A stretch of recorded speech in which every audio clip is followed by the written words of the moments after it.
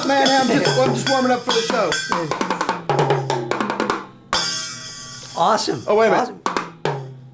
I think that's the traditional, but I'm I think that is it. all right, what's that? We gonna do It's it? a full-size kit for me. I know. I But, was gonna use my sticks, but they would kill the drums. I'm thrilled to have you as a guest on the JAT Show, Jim. Oh, man, and I was going through my intro for you, and that, there's all these characters and things. So I just was going to list just a few characters that you've done, and I thought, can I go over the list with you, kind of check and make sure you're good with that? Yeah, I'm good. Okay, so we got Winnie the Pooh, Tigger, Yep. Darkwing Duck, Tasmanian Devil, Pete, Hondo Anaka, Dr. Robotnik. These are all ringing a bell. Yeah, okay. Ray the Firefly, Thermidor, Rip Snapper, Sharkticons, Afterburner, the California Raisin, Fat Cat, Zummy Gummy, Don Carnage, O'Rourke, Carnage, Grandpappy, Gopher, Mega Brain, Dr. Dante, the Mayor, Papa Flea, Mr. Elk, Knuckles Cutlet, Nasty Condor, Bear Number 2, Bonkers, Norman, Police Officer, Dagger, Museum Curator, Spelling Bee Judge, Drake Mallard, Negaduck, Herb Muddlefoot, Village Chief, Professor Drake King Hubbard, Dark Wing, the Blue Detective, the Conqueror, Beowulf, Raven Dark, Captain Sims, Pirate, Mr. Mental, Joseph Stalin, Santa Claus, Savage Dragon, The Ghost of Christmas Past, Calhoun, Capybara, Simon San Simeon, Obese Orson, Yosemite Sam, Malice Ovi, Tweedledum, Mad Hatter, Cannonball Peterson, Attila the Hun, Grandpazoid Snuggler, Iron Hail, Fuzzy Lardo, Buddy, Fat Space Butch, Real Jecko, President Bill Clinton, Votan / Curtis, Bull Donovan, Skink Lomas, Howling Hairfish, Crab Louie, Glowfish, Mr. Clambearsfield, Charlie, Bushwhacker, Bob Bohr, The Boss, Possum, Ed Ralphwords, Wendell T. Wolf, Senator Fred McBlurry, Mill the Announcer, Sam the Sheepdog, Cookie Zeigler, Sheep Rascal, Prince Wazoo, Hamar, Destructo, Mr. Bumpy, The Crusher, Scarhood, Monkey Shines, Beer Announcer, Robot Captain, Raven, The Tie Hunter, Crusher Hogan, Lex Luthor, Chef Pizgetti, Jonah Hex, Ultralord, Captain Caveman, Thanos, Human Torch, Android, Super Skull, Vex, Deep Voice Narrator, Professor Flan, Big Bad Wolf, Monty the Minotaur, El Guanto Blanco, Two-Eyed Alonzo, Bajul, Lord Boxman, Bullet Number 2, Geppetto, and Professor Otto von Schnitzelpuss Krakengeist hey, Jim? Oh, wow. How would that? Otto von Schnitzelpussen Kraken? Oh, I think we just called him Otto. Otto. Okay, great. So is that, that's just like a small, that wasn't everybody. I'm sorry, what? That was just a few. Are we done? I think, yeah. That should be good, right? Yeah, that's great. Okay. I better check and see if the guys have enough. Hey. All right.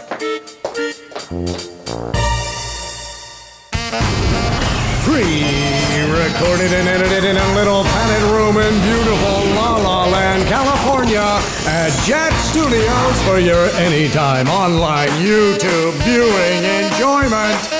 It's the JAT Show! Starring James Arnold Taylor. Featuring music by the JAT Show Trio with JAT, and JAT. Yeah. And me, your trusty, smooth-talking, slick-looking, cold copy-reading announcer, JAT. Join James and his special guest, the voice of Winnie the Pooh and Tigger too, Jim Cummings. Now, here he is, the guy that's 5'4", 120 pounds, but looks like 5'4 and a half and 122, James Arnold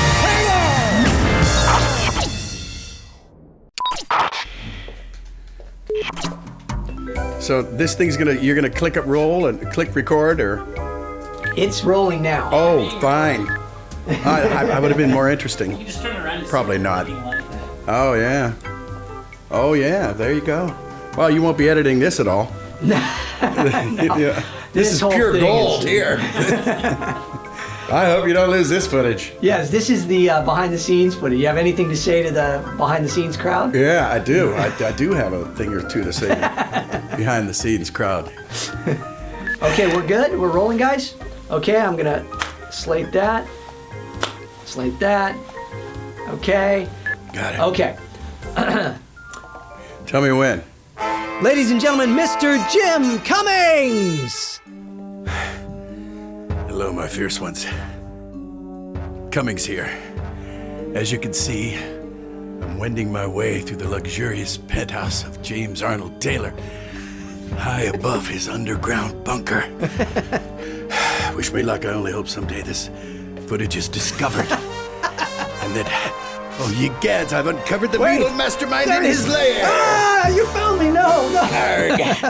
All right, we'll throw this away.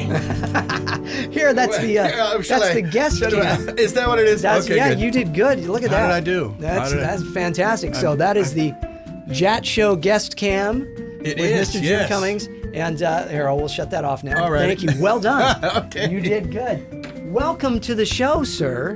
I'm glad to be welcomed, and thank you. You know, you've been so kind to be on all the various shows that I do, and Well, this I've one. been following your career. I want to be you when I grow up, for crying out loud. Yeah, I think that's what I'm supposed to say. Yeah, okay. It is such an honor to have you here. It is such an honor to be able to call you a friend because you are truly, these words get bandied about a lot, but you are a voiceover legend. Wow. In every capacity of that. Thank you. That key word is like, if you're old enough and you're still doing it, apparently you get the free legend status. So That's right. The legend my status. legendary hair here. Yeah, but you've been a legend for years already. Yeah, there you go. Well, thank you. And you know, I love kind of putting this all together and talking about various things, and there's a lot to talk about, and we want to cover a lot of ground. But the one thing I always like to do with my guests is to start with the basics.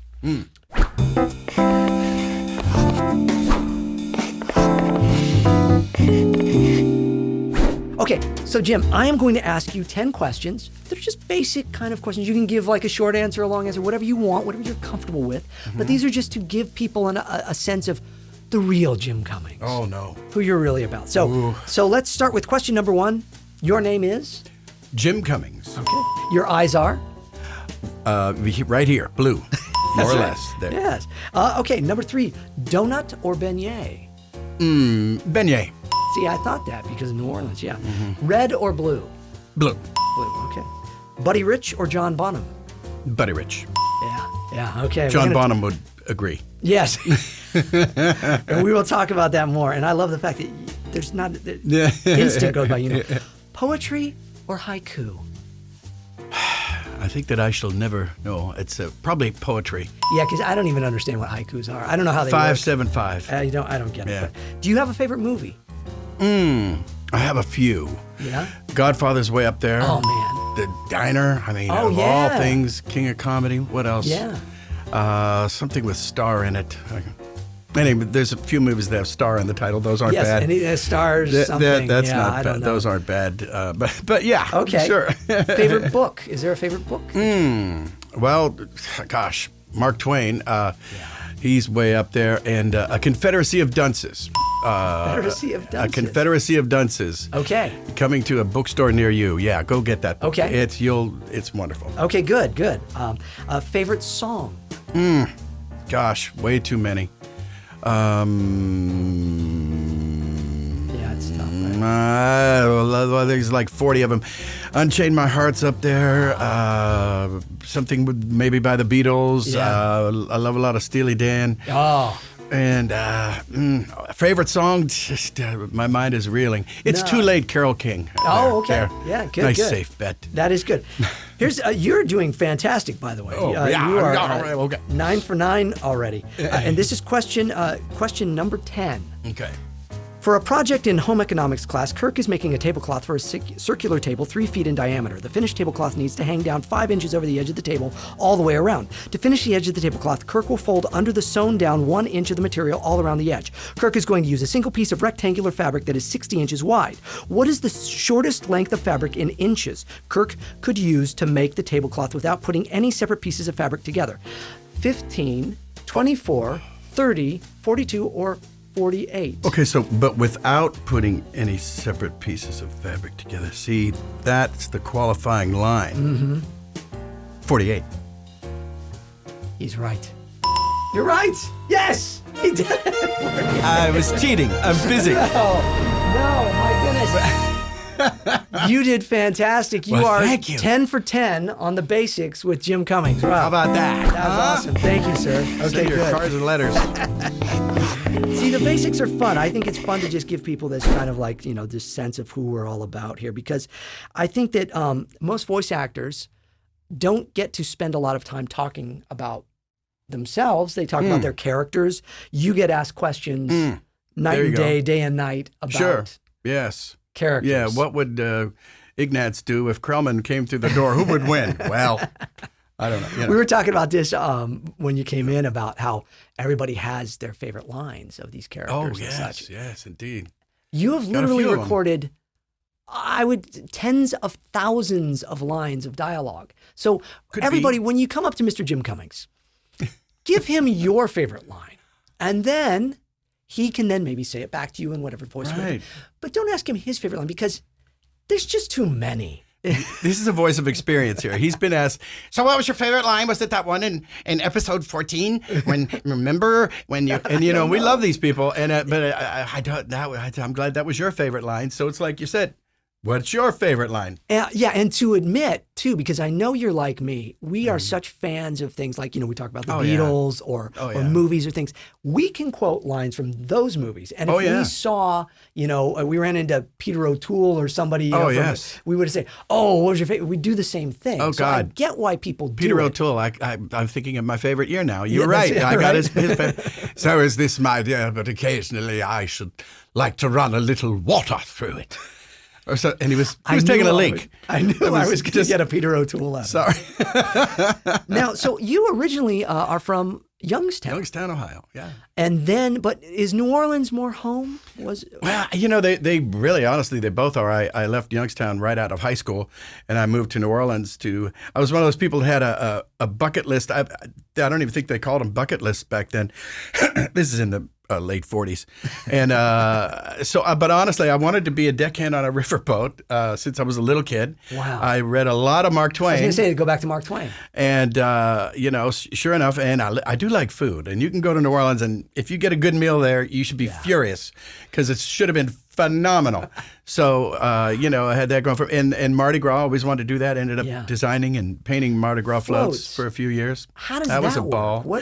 It was great. I went in there with my girlfriend at the time to audition, so to speak, and I wasn't going in to audition.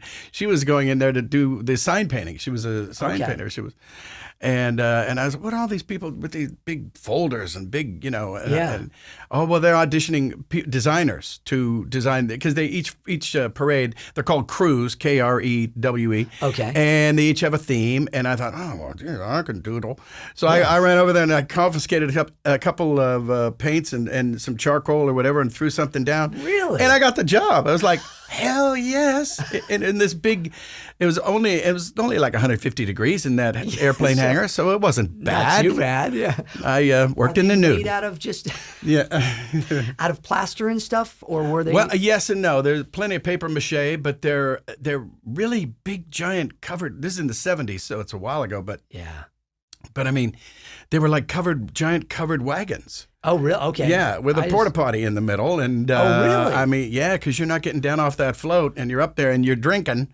Oh my god! So yeah, it's got to be accommodate. Thought of that. I always think of like Animal House, the car they turned into a float instead. Yeah. But now also, you worked in a steel mill? Oh yeah, that would be the Youngstown part. Okay. Yeah. Now that was not on a bucket list, but it was fun to eat.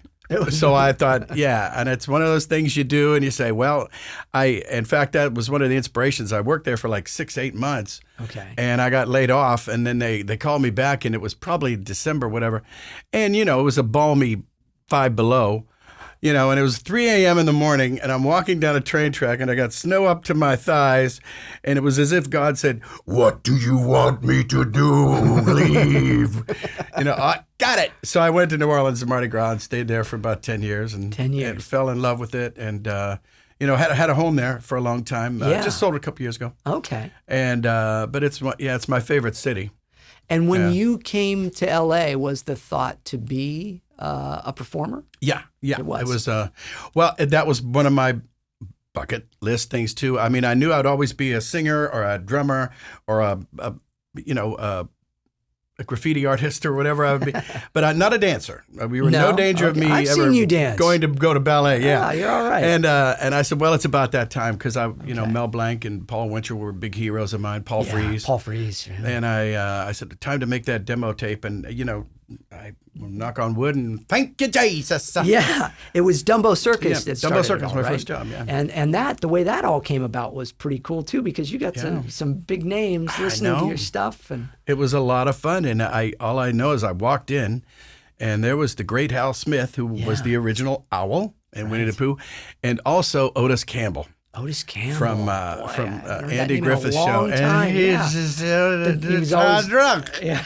And I thought, okay, I'm in heaven. I get to hang out with Otis Campbell. This is great. And was it great? It was great. It was a ball. But so now, fusion. If I say fusion to you, now that means Great Scott, fusion. Yeah. But for you, that was a band. Yeah, that was our band. Yeah, I don't know where you pulled that. That's a pretty good one. But yeah, we had a lot of fun. We made it to opening act status. Okay. We cover opened band or original stuff. A little both. A little both. Yeah, cover songs got their attention. Then we'd slide in some originals. But I did that for years. I mean, I started when I was 13. My joke is I'm a professional musician since I'm 13 because I got $10 to play at the Our Lady of Mount Carmel Social Center But thing. that's true. Me and my 3 other buddies, we got $40. We're professionals, damn it. That's right.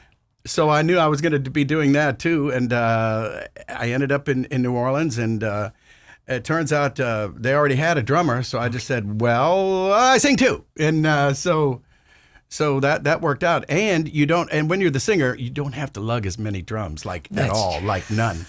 Let me see, tambourine, 8 drums. Yeah. Hand me that tambourine, will you? So. And you get to do the cool tambourine Yeah, thing. and you're out front, and the chicks noticed you. So yeah. now, music from your family, was this is music in your blood? Were your parents musicians or anything? No, I'm the only weirdo. I was a black sheep for a long time. Then it seemed to work out at the end. Me too. I get that. Yeah, right. How did drums come about? Not so bad about? now, right? I just always played them. Really? Always played drums, yeah. Just a natural knack for the rhythm of it, too. Well, naturally annoying more than anything else. I would, friction tape old coffee cans together and Really? and Quaker Oats, the big Quaker Yeah, Oats. those were beautiful. Nice bongos. Yeah. Not real sturdy. But so I started playing drums in grade school, and Okay. it was great. And do you play pretty much every day? I mean, you've always got some sticks with you. Yeah, I do. Yeah, my neighbors are just crazy about me. What is well, the these, deal yeah, with these are hot rods. These are, in fact, I left these the last time I did a show of yours. You were doing a certain point of view. And these, yes, And and these are right between a jazz brush and a stick. Okay, and because they do have that wonderful sound. And what's good is they're really good to do, the annoying part when other people are doing their lines. You know, gives me something to do. Oh, so if I'm in there trying to talk. That is engineers so just love it. They love it. So drums, but any other instruments? No, just drums and singing. singing.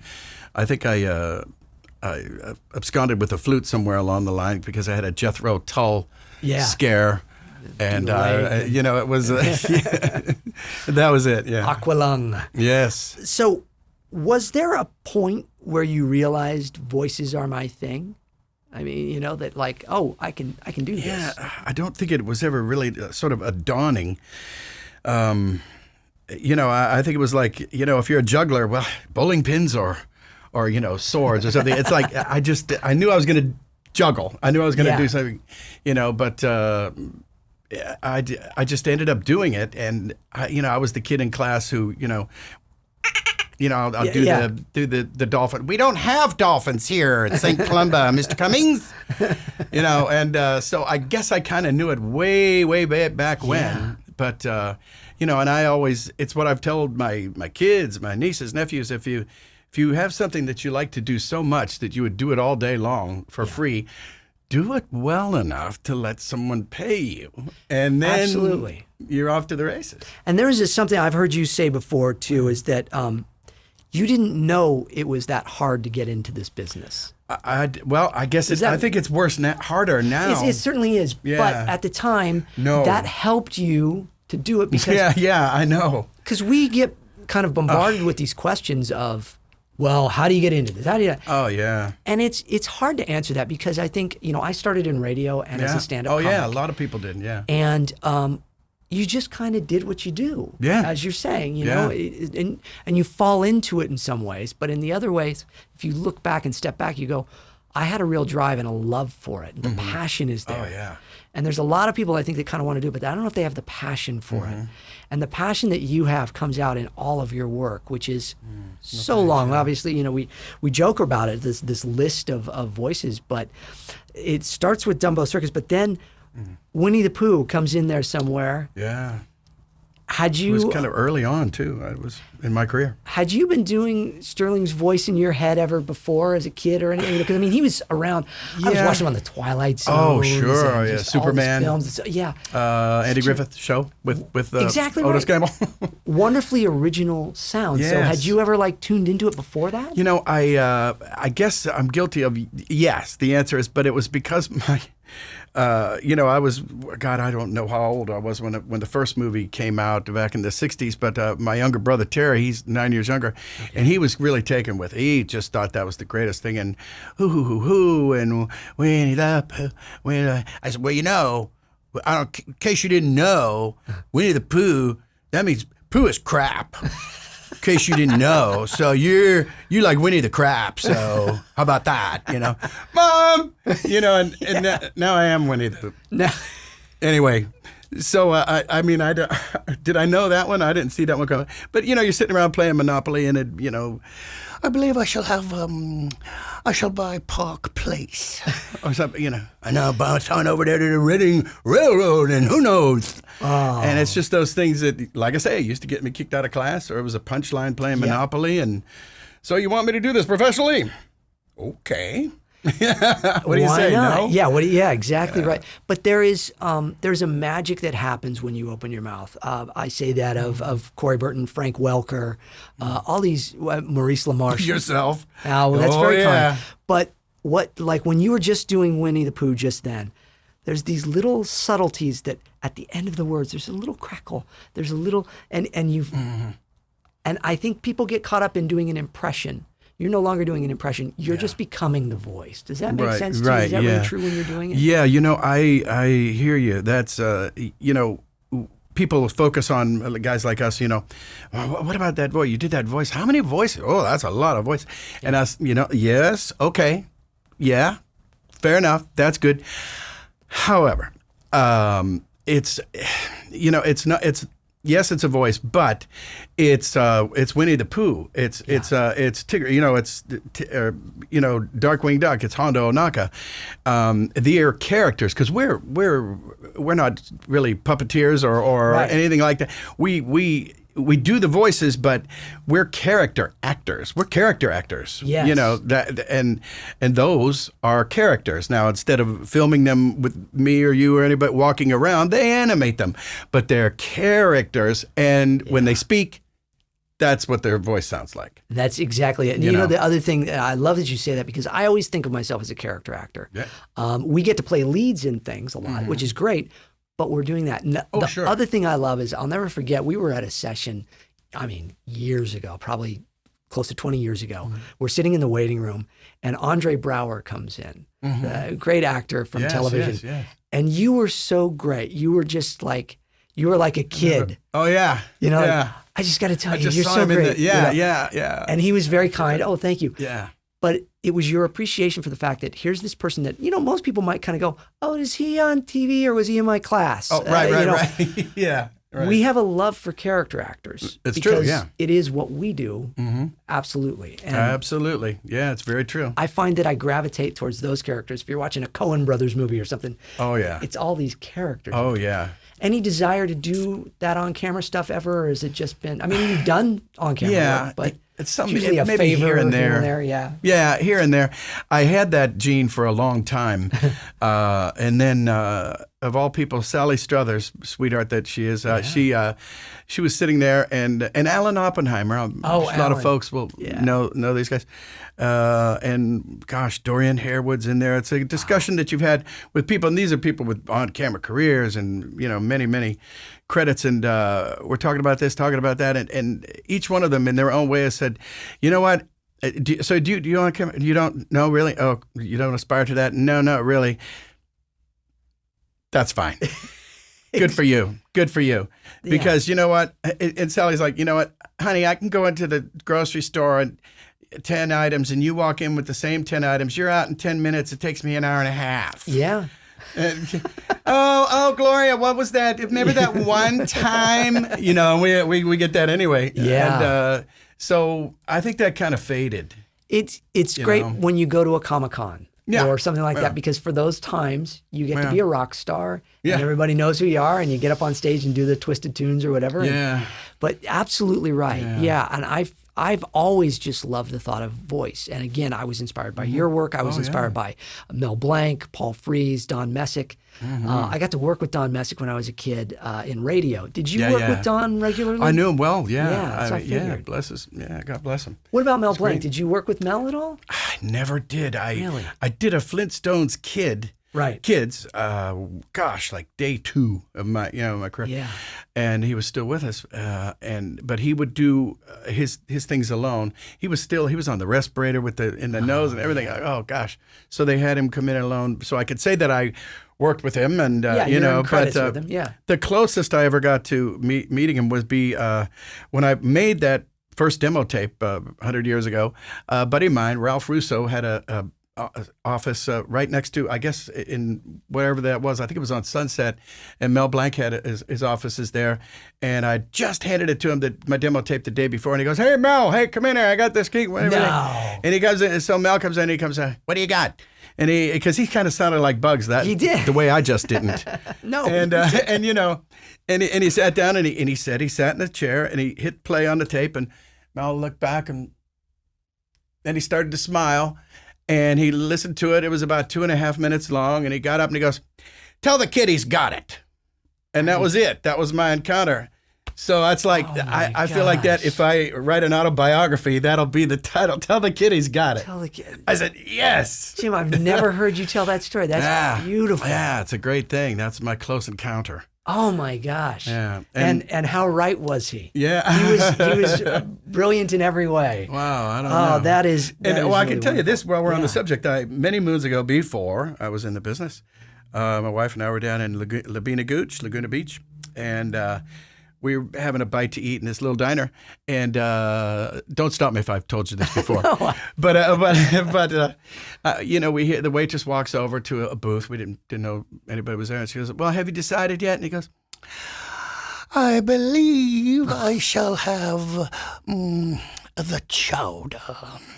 And I look at her and she goes, "I think it's and I get up and I'm Mr. Cool. I'm walking across the room. I think I'll get this salt shaker over here. Yeah, look it over. And there he is. Bless his heart. He was sitting there like an albino crow. Oh, yeah. He was this little fragile guy. And I wanted to go up to him, but I mean, what do you do? Yeah. It's like, "Hi, you're winning too, huh?" Something and cool now like you that. Get that. And now I get that. Yeah, I guess I do. And that's just from me when you got here. Right. Yeah, what are those odds? Oh, man. Don't be careful what you wish for. Just wish for the right thing. Man, it is so fun. People ask often, "Oh, do you meet the people that you voice?" I do a lot of voice doubling. You do a lot of voice doubling. I rarely get to. I worked with Johnny Depp one day, a full day, and because I've been his double for about 12 years. Cool. And I wasn't doing his voice that day. I was doing. Oh, was that porn shoot you were dubbing in for him? That's right. That was one. I was doing the Skull, and he was Jack Sparrow. He was in full Jack Sparrow outfit. Oh, wow. And so I found myself studying his voice all day, though. Sure. Do you find that you study people's voices when you hear them and such, or is it just a little bit? Kind of goes into the a little machine? Bit. It does go into the machine, and that's also what I tell folks. We're all sponges. Yeah. You listen. You're hearing that, and it's always a little different live. Yeah. So, and yeah, you pick up on it. And it's just, I think James Dean said that original thing. He said, as an actor, you're a sponge. Don't forget, and you learn a little quirk about here, this person or that person, and you incorporate it into a character. And I would imagine Mr. Depp would qualify. Absolutely. Yeah. Well, and speaking of characters, all these various characters, there's so many famous characters, Winnie the Pooh and Tigger. But then Darkwing Duck. Now, when we did Star Wars Weekends together a few years ago, and I was so thrilled to hear the reaction. Is he, I mean, it's huge I'm kind of now. flabbergasted. I don't know what to say about that. I love that, that everybody likes it. I sure did. We had a ball doing that show, but it's been like 25 years since it debuted, and it's kind of more popular now. It is. I don't know what to think because about I think that. people grow up with it. And, you memorize the things like we're talking about, those things that you memorize and know. Yeah. When you did it, was it just like anything else? You auditioned and then? I auditioned with all the other horde, as you know, and I lucked out on that one, and I. We put those characters together. He had to be kind of a braggadocious, and he had to be not quite up to he's not a superhero, and he's not Batman, and he's not the Shadow, and he's not, what was it, the Scarlet Pimpernel, whatever David Duck dressed up as, but he was slightly Batman-y, slightly the Shadowy, but he's all Duck. Yeah. So, and everybody just had a great time with it, and it's one of those things where it just fitted my personality really well, too, and we had a great time, and Ginny McSwain and Tad Stones, I always say that they're Darkwing's father and mother. Yeah. So, and years later, I did this thing, I guess it was last year for D23, or, the Disney fans zone, and they had me go through a bunch of characters saying, "Let's get dangerous" as Darkwing Duck. And it ended up with like millions and millions of people watching it. And I thought that was nice. But I guess the underlying thing is that those are all Darkwing Duck fans. And I thought, you guys are still going. Okay, well, we're not waiting on me if we want to go back. Gotta go back and do some more. DuckTales is coming back. DuckTales is coming back. They've done a lot of celebrity stunt casting on that to a degree, and true, yeah. I would hope they wouldn't do that here. And I'm not trying to knock anything or anybody, but to me, the real stars, the real celebrities are you, Frank Welker, Rob Paulson, Jeff, all you guys that have done all that. But if they did another one, we should see now how viral we can get this. Start a campaign now. All of you watching the JAT show, start a campaign to bring back Darkwing Duck. And of course, bring back Darkwing Duck. Jim Cummings as Darkwing that's Duck. what I'm talking about. And let's see if we can get this rolling. That'd get on our social media. Yes. Yeah, hashtag Darkwing. I'm feeling very social. Hashtag bring back the duck. Yes. Yeah. Duck and A. Do you, no, I mean, I'm trying to remember in my notes how many seasons it was of Darkwing Duck. It was the 3 or 4 seasons? Well, yeah. I think, I know it becomes a blur. It's a weird thing because, and they've done this a few times, it was the #1 rated show. Of course, this is back when ABC and Disney were 2 separate entities. Right. So I don't know if that figures in. Isn't it funny that some kids may not even know what we're talking about when we say that? See, Disney was its own company and ABC was its other. Yes. And then Disney bought ABC. Yeah, right, and there were no Marvel characters in there or Star Wars. Yeah, Pixar. Yeah, everything. But it was back then, and they stopped production, and it was like the #1 show. Wow. And I thought, well, okay. Yeah. Go fig. It's just kind of strange. But that show and all the characters you did, I mean, you did so many different characters in it. And there were so many other regular folks in there. Oh, was Rob Paulson? Oh, sure, yeah. Steelbeak and yeah, tons of people. A lot of different people on it. Yeah. I find these shows to be such a family. You would create these families of friends with all. We had that with Clone Wars. That's true. Was that one that seemed to be kind of special in that regard too? Yeah, it was. People, they always loved. We had our rotating villains, and if they were bad enough, they got to come back.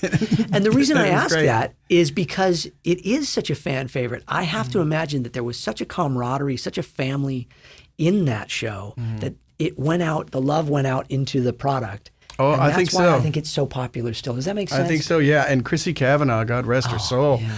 sweetest, Oh, my most gosh. unassuming girl in the world. She could not have been more genuine and natural. And What a talent. you know, and again, that was just her voice. She just had a little scratchy voice. Yeah, just And Chucky from yeah. Rugrats and Babe. Yes, Babe. Oh, Babe. That's right. One of my favorites. Yeah. And she just breaks my heart in that voice. Yeah. Yeah. Absolutely. And so you and Frank Welker, I mean, you guys are on this list of like movies, the top, actors that have been in the top movies of all time. It's like, it's amazing. Oh, right. It's amazing because people don't realize the power of a wonderful voice actor's performance. Yeah. And you guys have made your way through all these We different pop up films. in odd places. Yeah. So one of my favorite credits of Frank's is the great Frank Welker. Is one of his credits is Spock's scream.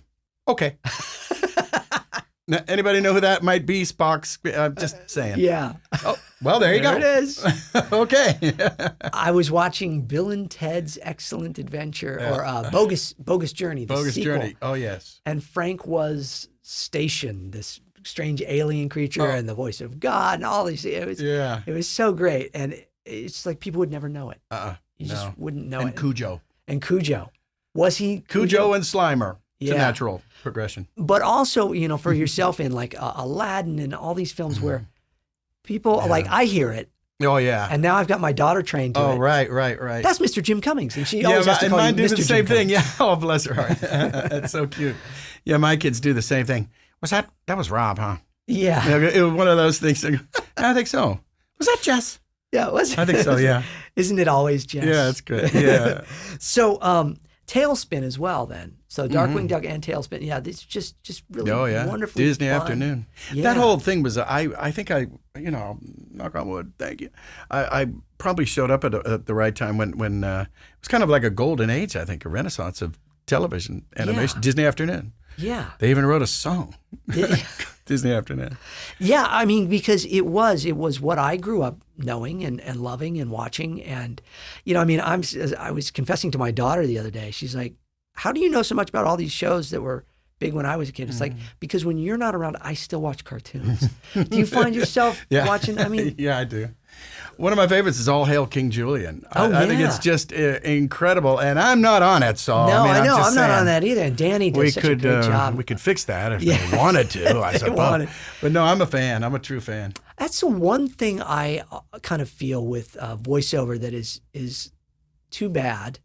I would love to see it differently, to where actors in the business that are at the status that you're at, which would be a Tom Hanks, a Johnny Depp, these folks, where they go, oh, I read in the papers, in the trades that such and such is happening. I'd love to get a meeting because, boy, I'd really like that part. Voice actors, I think people don't realize we don't get that. Oh, no. It's like, I ask you these questions. Did you audition? I know the answer. I know you auditioned. But I want people to see that even Jim Cummings has to audition. Oh, sure, yeah. And it's a weird thing about what sometimes. Isn't it a weird kind of place to be in as a voice actor? It's an interesting thing, because it's Charlie Adler and I have spoken about that. You're only as good as your last audition or as your last job, and that doesn't count all that much. So. Do you like the audition process? Have you come to accept it and just? Yeah, it's a part of the gig to me. It's not like a daily thing. Knock on wood, I'm at a point where they'll say, "Well, just get Jim." Yeah. It's probably saving him time, and that's fine with me. Absolutely. But on the other hand, if there's things that you hear about, oh, what's that? Well, Princess and the Frog would be a good one. I read about that. They're talking about that, and I go, oh God, okay, I'm going to audition. Ray is like such a lot. Again, a favorite character. When we're doing the motorcades at Star Wars Weekends, and Tom Kane's doing, oh yes. The voice of Winnie the Pooh. That's a pretty good Tom Kane too. And he goes, and Ray from Princess and the and everybody goes nuts. They do, yeah. I like that. I'd say, I don't know. He's now. I just think he's a. I think he was maybe the Jiminy Cricket of that movie, or maybe the Sebastian the Crab and kind of the modernized version of it, because he's fun, he's funny, he takes chances that Jiminy wouldn't. Yeah, he would never be smacking his butt. But I'm so proud. I got the the passing of gas into 2 major Hollywood movies. The Lion King. I wrote the fart verse in Hakuna Matata. Thank you. You did. Yes. I didn't know that. Right here, ladies and gentlemen. And I got downhearted. Tell me, how did you feel every time that I boom, but not in front of the kids. Sorry, Hakuna Matata. We're back. Jess and Harnell and I did the demo for that for Ernie and Nathan Lane, so that they could listen to it in their car for a month. Because sometimes it's hard to get non-singers to, sing a song, and that was a pretty good song. And they figured, well, give them that, and they can ride around in their car for a month and a half listening to it. Then they come in knowing it like Happy Birthday. Yeah. Same way, So we did that, and the lyrics weren't done, and they were going. It was all basically going along the lines of, when I was a kid, it was tough. You have it easy. I had it rough, and I go, nobody likes that, right. But this guy stinks. So how about this? And I just whispered some stuff into Jess's ear, and they all looked in the booth, and they're all going. Yeah. So I said, so the fart's in, huh? Okay, good. But I never said it. Alluded to it. See? Nowadays, because you've been in this business throughout all of that. I remember in the 90s somewhere, bodily functions and things like that became acceptable to mention in cartoons. Slowly, Yeah, that and burping. I'm not a big burping fan. And, I don't think there's ever going to be a goal. Kids are going to go, remember when cartoons had all those great boogers and throw up jokes and you can't beat a good, and it's like, no, you're not going to do that. That conversation's not going to happen. And then in the Princess and the Frog, I had Ray trying to turn on his light, and he accidentally, and I went, cued me. So I just feel like I'm classing up the youth of America. You are. One pull my finger at a time. So and then kind of not the flip side of Ray, but Pete, another single named character of infamy. Yes, my favorite. When did Pete come about for you? Yeah, he showed up for Goof Troop. Goof Troop, okay. Yeah, that was the first time you did him. Yeah, Billy Bletcher, I think was the guy back in the 20s. I jokingly say I'm tied for first place as the oldest Disney character. I wasn't in it, but Pete was in Steamboat Willie. Yeah. So, yeah. And that character is just such a classic, almost like Bluto. Oh, yeah, very much so, yeah. Well, hey there, pal. Well, Daddy can't miss you if you don't go away, son. See, it was just a cheap way of me getting you to do the voice. Yeah, I know. I'm there. I'm here. What the hell? Look, here's a mic. Yeah. Don't you think it's wonderful? That was it's a really nice mic, by the way. It is. Aston microphones. That was the point of the show, too, is to give you a place to, if you wanted to do a voice, to be able to do it and have it sound wonderful. I mean, you sound wonderful anyway. How are my dulcimer tones now? Wow, they're really great. They are great. In fact, that reminds me, we don't have any sponsors yet on the JAT show, and I feel like what the? I know, like we should have sponsors. So I was wondering if you would be willing. If I give you a script, would you be willing to read a script that will possibly then become a way to say to people, hey, become a sponsor? Sure. Okay, let me see. Is this a demo or a scale or what are we? Yeah, we'll Taft-Hartley you into the union for this. The JAT Show, sponsored by... Here's the script. And you just, whatever, you've got so many wonderful. This is product placement, so, okay, so. You've been the announcer in movie trailers and TV shows, was like TNT or TBS. Yeah, all those for years. Yeah, and show for a while. So whatever you're feeling. Okay. Is that all right? Yes, okay. I know. Get ready to Sponsored get by. out your C's with the little circles, because we're going to. Okay. Okay, take one, right? Do you feel insert adjective here? Maybe even insert other adjective here? Then you need insert product name here. Yes, with insert product name here, you'll feel insert more adjectives here, and better able to get on with your insert noun here. Remember, that's insert product name here. Now, back to the JAT Show, sponsored by insert product name here. Of course. Yeah. Wow. Where do you pick those up? Look, I'm done with that already. I think at this point, the sponsors are... May I insert my product? And once they do, whatever they are, you're going to get boxes of it. That's true, huh? Yeah. I did a game show once, and I had 40 pounds of rice-a-roni. Did you? Did you really? So I had win? that going for me. Rice-A-Roni? Yeah. Oh, yeah. the San Francisco treat. Yeah. That's amazing. Yeah. I used it for gravel in the driveway. Yeah, if you don't cook it, it stays. It's fine. Ooh, there's just so many characters. And I think it's appropriate to then do a thing that we call a really dumb question. It's time for a really dumb question. So the really dumb question is, do you have a favorite? Well, a wise man once told me to respond to that with a question of, what's your favorite character I do? And but the quick answer is Pooh and Tigger are kind of on their own little shelf. Yeah. And then Darkwing's way up there. Hondo Naka's way up there. And Kind of a surprise Ray, there, right? yeah, shocker, right? And Ray from Princess and the Frog, and Pete's up there. And this is the point where I say, okay, now I'm going to stop. Because then I'll just be sitting.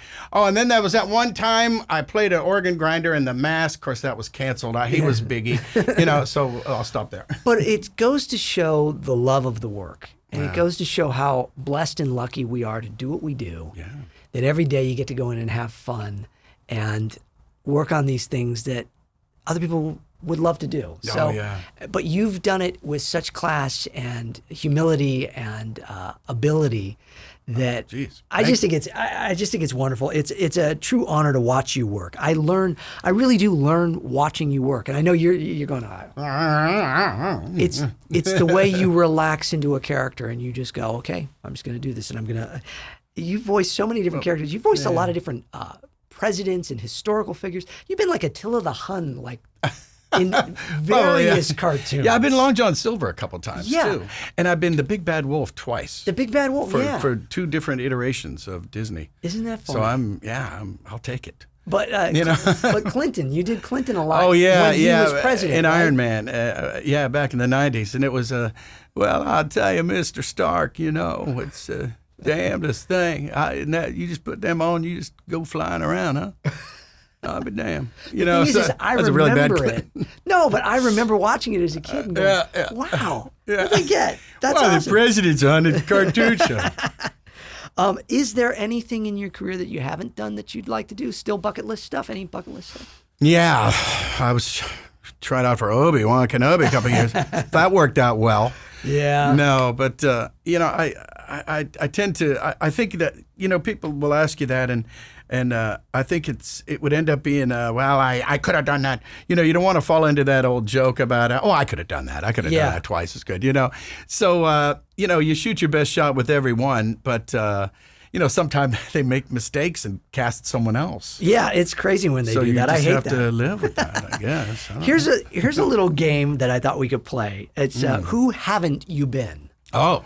So I'm gonna list some characters. Okay. And you see if any of them seem like one you haven't done. And if so, you can chime in and go, oh, this isn't a trick question series, Pierre, at all. Okay. So sure. A bear, a duck, yes, or a mole. Oh. You've been all 3. I've been, I was, yeah. Oh, well, I was Morocco Mole. Morocco Mole, that's right. So you thought I forgot, didn't you? A crow. I kind of gave this one away. A crow, a president, or a gorilla?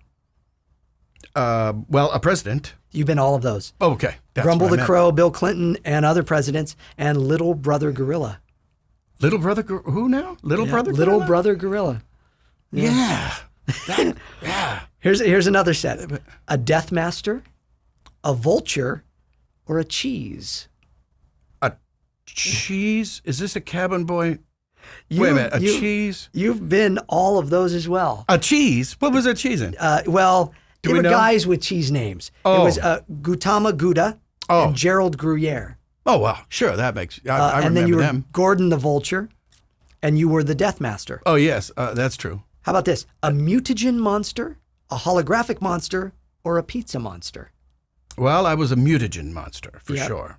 And you were a holographic monster. Yes. And you were a pizza monster. All on Teenage Mutant Ninja Turtles. Oh, okay. And this is my favorite. A shark, a kitty, or a guy named Doug. A kitty. You were all 3 of those. A guy named Doug. That's the whole thing is I couldn't find anything I was waiting you for haven't one. been. I was waiting. I got him on Doug. Who the hell was Doug? Was I Doug? You were a guy named Doug. I was a guy named Doug. Oh, it's coming back to me. Was his whole name Douglas? I don't think so. Because it was just Doug.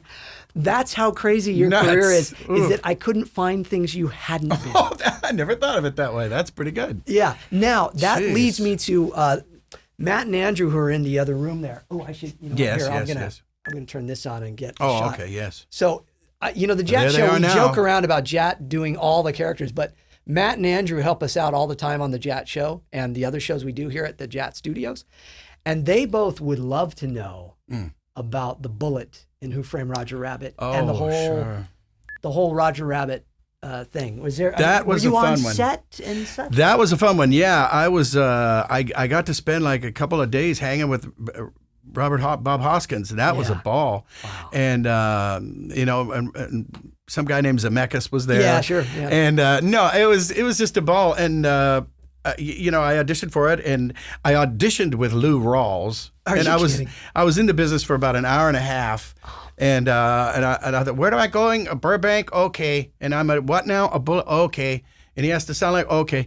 They sound like sidekicks. And there was Walter Brennan. Yep. Jim Gallant was he, and Andy Devine was Roy Rogers' sidekick, and of course Pat Buttram was Gene Autry's sidekick. So I got to be Andy Devine. Well, how you doing, Eddie? And Pat Buttram was Pat Buttram.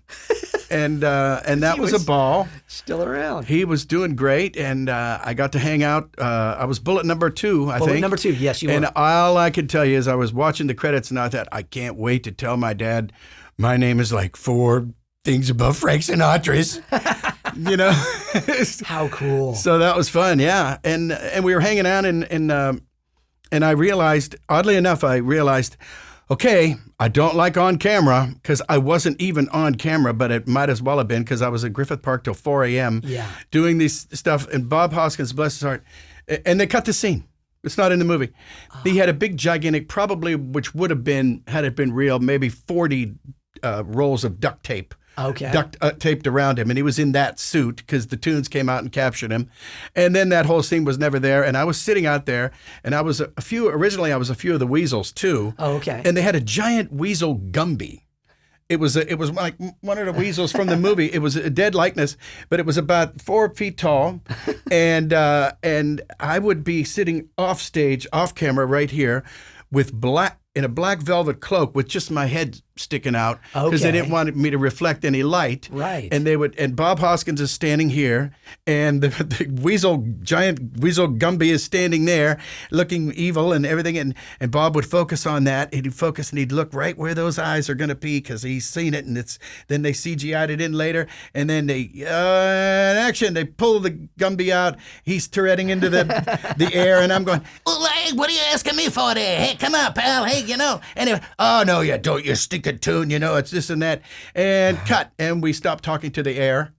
And then they cut the whole damn thing. Oh. And I thought, okay, so this is on camera, huh? Yeah, and you know. Yeah, there's been several things in my career where I've had to sit in the trailer for a while doing shows. Like you've done a lot of voices on shows as well where, like I did that 70s show and I was the voice of an announcer and other things. And they put you in a trailer for the day. Yeah. And you sit there and then you come out and for hope you have books. Your bring a lot of 60 books seconds and of reading a thing off on the side. Yes. What the heck? It's a strange little world. Like, I don't. But you didn't need makeup. But so. But now let me ask you this: are you like we talked about this a bit, you and I off camera about Corey Burton and myself? Corey and I are both tech guys. Like we were talking about these Aston microphones, the Origin mics, and I love these mics.